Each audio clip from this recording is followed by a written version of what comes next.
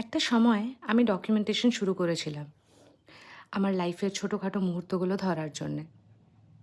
কিন্তু জীবন তো আর একভাবে চলে না, তাই না? অফিস, দায়িত্ব আর তারপর প্রেগন্যান্সি, সব মিলিয়ে সেটা চালিয়ে যাওয়া সম্ভব হয়নি। আজ আমি এক 5 মাসের বাচ্চার মা, আর সাথে একজন পিআর প্রফেশনাল। জীবন অনেকটাই পাল্টে গেছে, কিন্তু ডকুমেন্টিং করার ইচ্ছেটা এখনও তেমনই আছে। এখন আমি আমার চ্যানেলে শুরুর সেই ডকুমেন্টিংয়ের ইচ্ছেটা আবার নিয়ে আসছি।